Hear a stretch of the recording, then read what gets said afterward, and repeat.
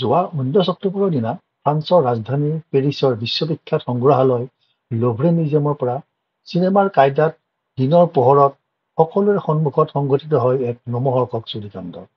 যি চুৰিকাণ্ডই গোটেই বিশ্বত তোলপাৰ লগাইছে আৰু ফৰাচী চৰকাৰ বিশ্ববাসীৰ ওচৰত হাঁহিয়াতৰ পাত্ৰ হ'বলগীয়া হৈছে। কাৰণ ফ্ৰান্সৰ দৰে এখন উন্নত দেশৰ সুৰক্ষা ব্যৱস্থা ইমান নিম্ন মানদণ্ডৰ কেনেকৈ হয়?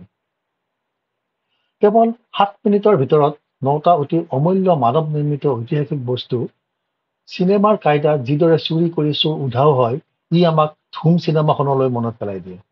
তাতোকৈ ডাঙৰ কথা, আজি এসপ্তাহ হৈ গ'ল চোৰৰ কোনো সংসূত্ৰই উলিয়াব পৰা নাই। সংগ্ৰহালয়ত অতি সীমিত সংখ্যক চিচি কেমেৰা আছিল।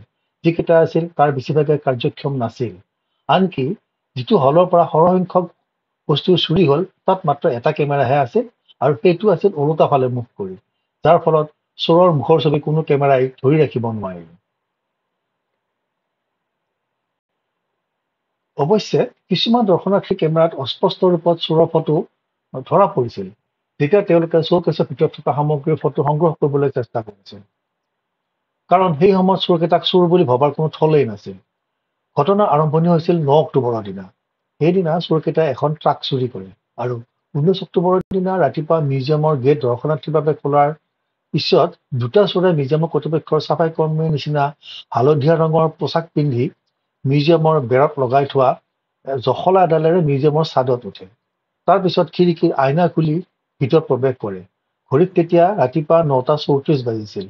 মিউজিয়ামৰ সুৰক্ষা কৰ্মীয়ে তেতিয়া চোৰকেইটাক প্ৰত্যক্ষ কৰে যদিও 4 মিনিটৰ ভিতৰত অৰ্থাৎ 9:38ত চোৰকেইটা প্ৰস্থান কৰালৈকে সিহঁতক ধৰিবলৈ সক্ষম নহ'ল। হলৰ ভিতৰত প্ৰৱেশ কৰি চোৰ দুটা মনালিছাৰ পেইণ্টিং ৰখা হলৰ কাষৰ হলত প্ৰৱেশ কৰে। কাৰণ তেওঁলোকৰ উদ্দেশ্য পেইণ্টিং চুৰি নাছিল, তেওঁলোকৰ উদ্দেশ্য আছিল মূল্যৱান গহনা চুৰি কৰা।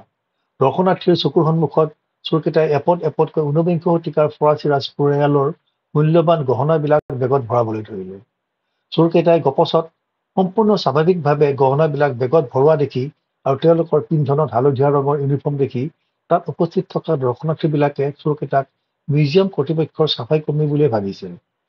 তেওঁলোকে যে তাত চাফাইৰ পৰিৱৰ্তে চাফ কৰিবলৈহে গৈছে সপোনতো ভবা নাছিল। তেওঁলোকে চুৰি কৰা গহনাবিলাকৰ ভিতৰত গোটেইবিলাকে আছিল 19বিংশ শতিকাৰ ফৰাচী ৰাজ পৰিয়ালৰ হীৰা মুকুটেৰে তৈয়াৰ কৰা গহনা।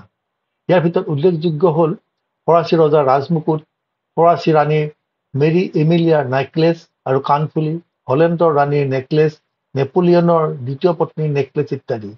ইয়াৰ ভিতৰত চোৰে ফৰাচী ৰজাৰ ৰাজমুকুট ভৰোৱা বেগটো ততাতৈয়াৰ কৰোঁতে নিবলৈ সুবিধা নাপালে। চুৰি সামগ্ৰীসহ চোৰকেইটা ৰাতিপুৱা 9:38 বজাত মিউজিয়ামৰ পৰা ওলাই গৈ ৰৈ থকা দীঘল স্কুটাৰেৰে পলাই পত্তন দিয়ে। গোটেই ঘটনাটো 7 মিনিটৰ ভিতৰত সমাপ্ত হয়।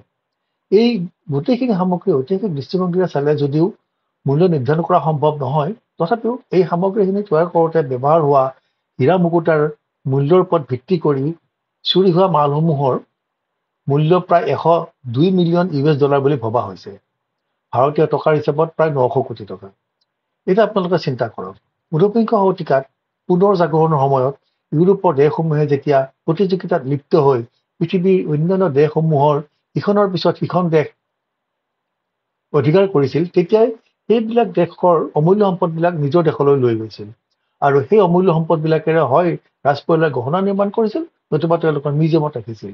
বৰ্তমান এইবিলাক গহনা চাবলৈ আপুনি মই টিকেট কাটি সেই দেশৰ অৰ্থনৈতিক অৰিহণা যোগাইহে চাব পাৰিম। উদাহৰণস্বৰূপে ভাৰতৰ পৰা ব্ৰিটিছে লৈ যোৱা কোহিনূৰ হীৰা চাবলৈ বা অসমৰ 16শ শতিকাত শ্ৰীমন্ত শংকৰদেৱ আৰু তেওঁৰ অনুগামীৰ সৃষ্টি বৃন্দাবনী বস্ত্ৰ চাবলৈ হ'লে আপুনি ব্ৰিটিছ মিউজিয়ামত টিকেট কাটি ব্ৰিটিছ অৰ্থনৈতিক অৰিহণা যোগাইহে চাব পাৰিব। আজি চোৰক মোৰে পালে, কাৰণ পেৰিছৰ লভ্ৰে মিউজিয়ামৰ পৰা চুৰি হোৱা গোটেইবিলাক সম্পদ 19বিংশ শতিকাত ফ্ৰান্সে এছিয়া আৰু আফ্ৰিকাৰ বিভিন্ন দেশৰ পৰা চুৰি বা ডকাইতি কৰি আনিছিল। সঁচাকৈ আজি চোৰক মোৰে পালে। তথাপিও আমি আশা ৰাখিছোঁ যাতে সম্পূৰ্ণ নিখুঁত অৱস্থাত চুৰি হোৱা সকলোবিলাক সামগ্ৰী উদ্ধাৰ কৰিবলৈ ফৰাচী চৰকাৰ সমৰ্থ হয়।